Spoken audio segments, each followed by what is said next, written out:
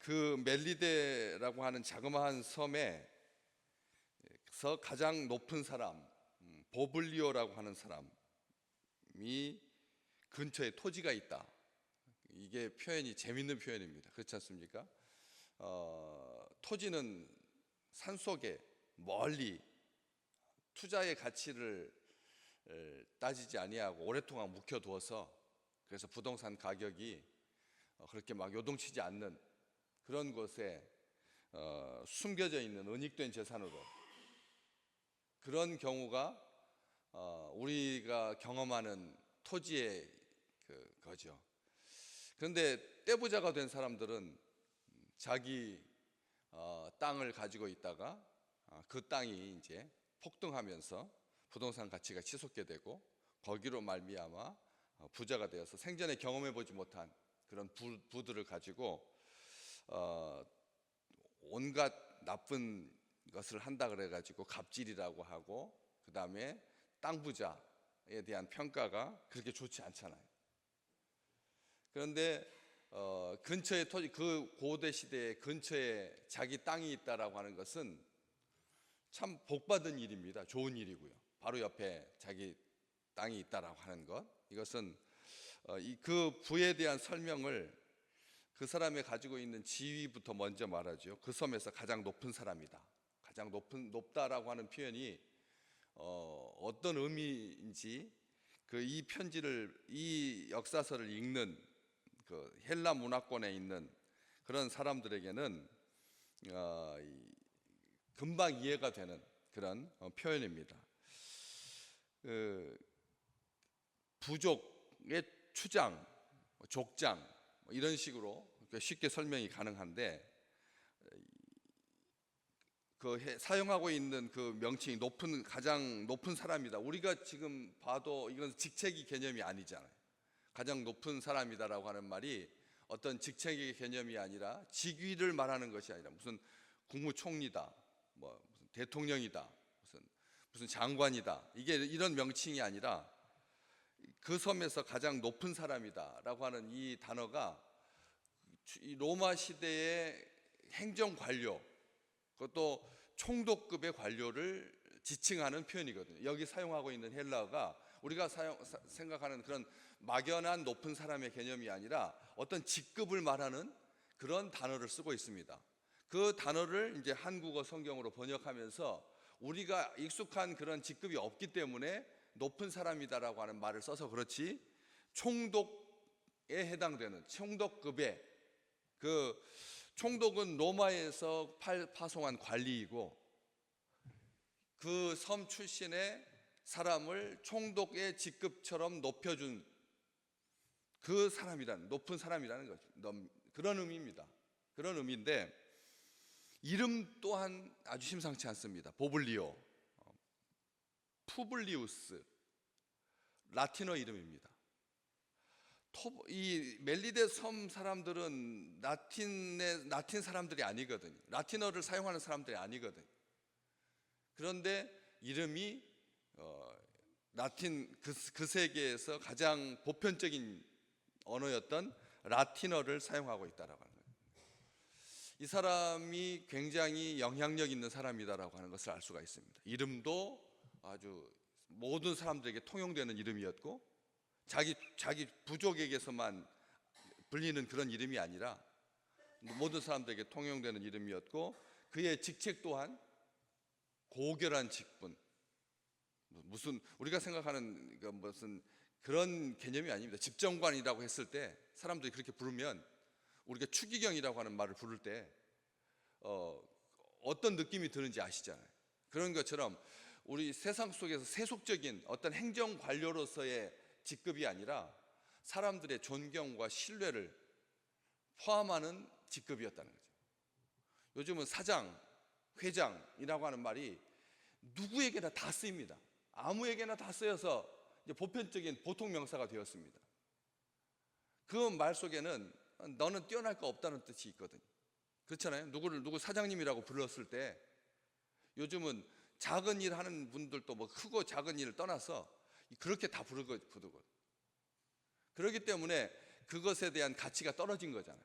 그런데 그 당시에 이 섬에서 가장 높은 사람이라고 하는 그 행정 관료로서의 그 직책은 존경과 신뢰가 있는 그런 표현이었다는 거죠. 이 사람이 어떤 사람입니까? 게다가 아버지가 이 열병과 이질에 걸려서 누워 있는데 그 아버지를 모시고 있는 젊은 왕자, 이제 그렇게 이제 세상에서는 표현하는 겁니다.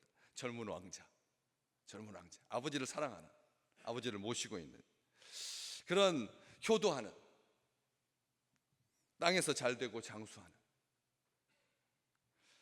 그런 사람이었다는 것이죠. 그런데 그 사람이 그 뒤가 이제 진짜 중요한 거죠. 그가 우리를 영접하여 사흘이나 친절히 머물게 하더니, 영접하여서 사흘이나 친절하게 머물게 했다. 그 우리라고 하는 그 말 속에 바울하고 아리스다고하고 누가만 말했겠습니까?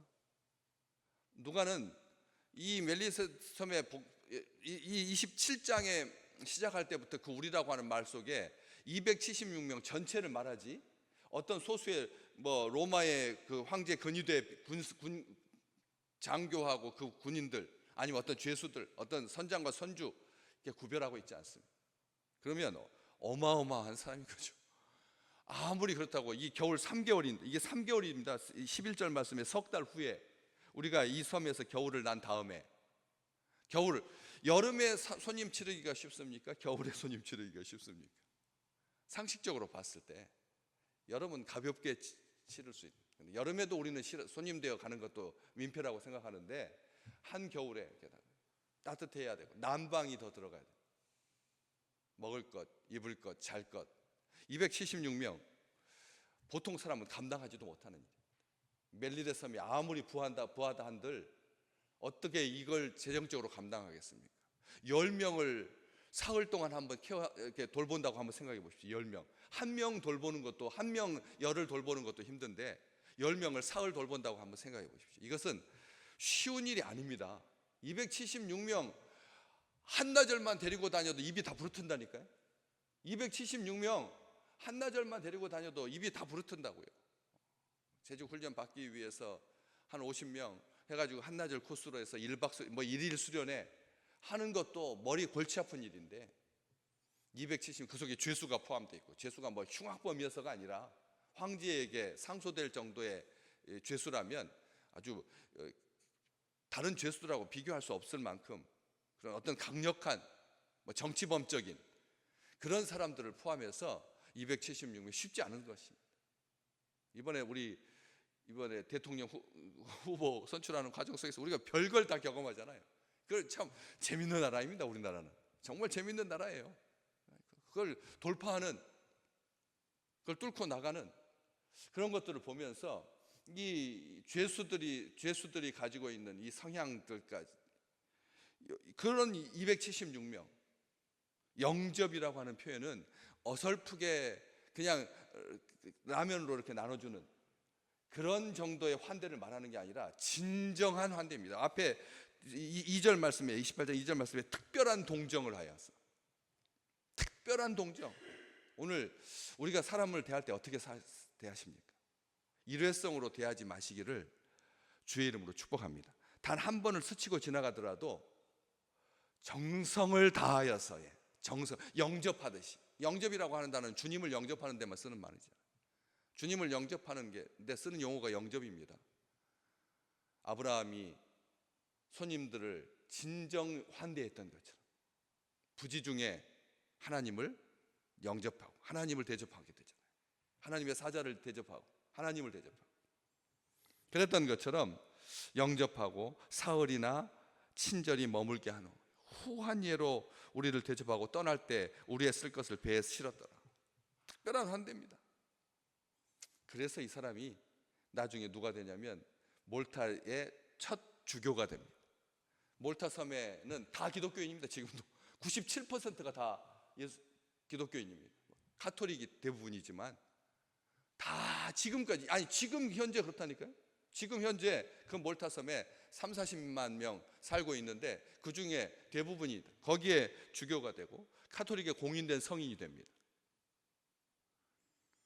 최초의 기독교 국가라고 일컬어지는 겁니다. 몰타가 이 지상에 생긴 최초의 기독교 국가다라고 하는 평가를 받을 만큼 엄청난 일인 거죠. 이 일이, 이 사건이 그냥 우리가 이렇게 그냥 읽어가는 그런 이 기독교 역사가 아니라 기독교에 공인된 국가였고, 이 버블리오가 나중에 125년경에 순교를 하거든요. 지금 이 기록이 60년대거든요.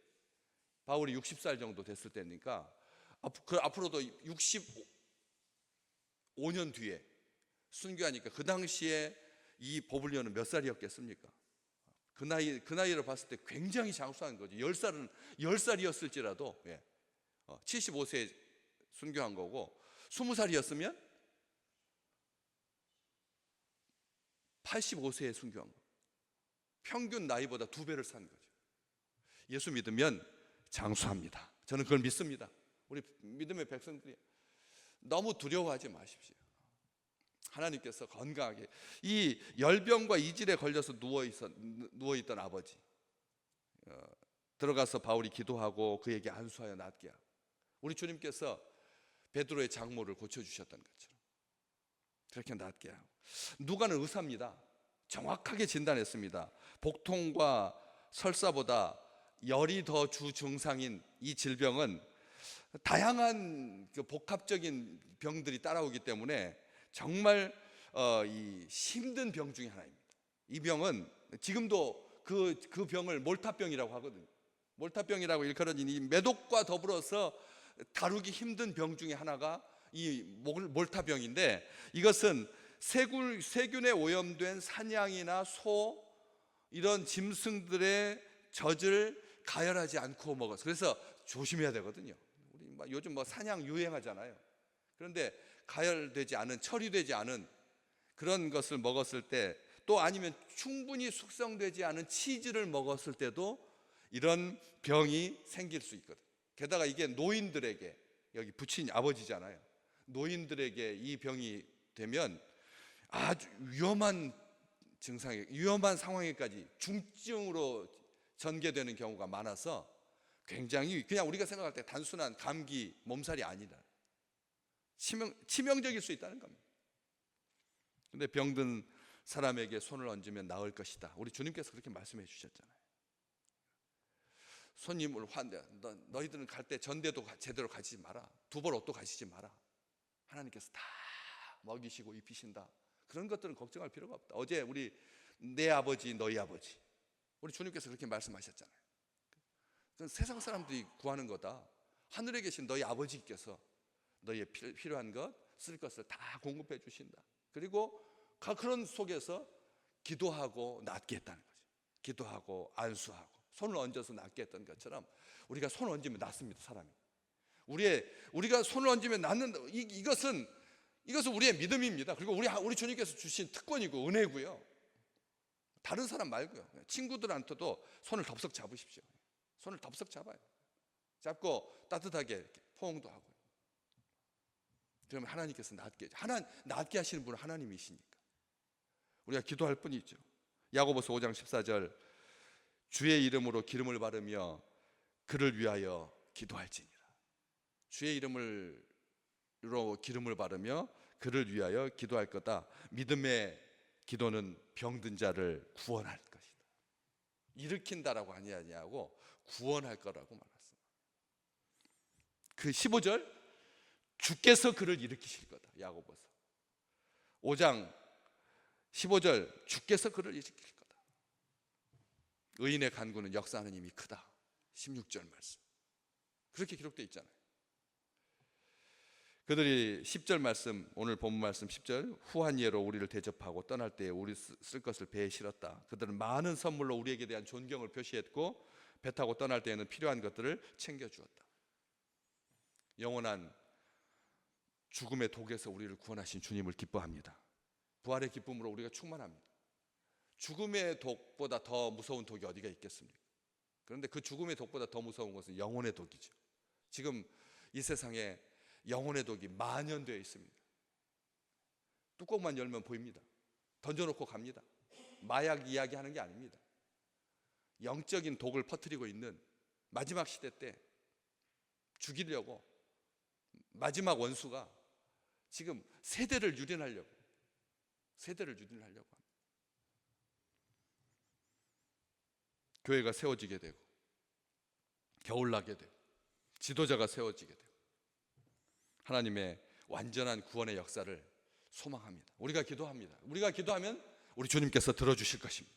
우리가 기도하면 우리 주님께서 들어주실 것입니다. 이번 한 주간 우리의 기도가 하늘에 상달되고 은쟁반의 금사와 같이 하나님이 다 기억하십니다. 다 기억하고 있습니다. 우리의 기도를 하나도 땅에 떨어뜨리지 않을 것입니다. 그래서 이루어 주시고 좋은 우리의 직분자들을 또 세우시고 우리 교회가 다음 세대가 불과 같이 꽃과 같이 일어나 아름다운 교역자들, 아름다운 우리 생명들, 우리 모든 식구들이 다 같이 늙어가는 그런 세대가 아니라 끊임없이 꽃처럼 피어나는 그런 귀한 교회가 되고 소망의 증거가 되고 구원의 역사가 일어나는 아름다운 교회를 꿈꾸며 함께 나가는 이번 한 주간 되시기를 주의 이름으로 축복합니다.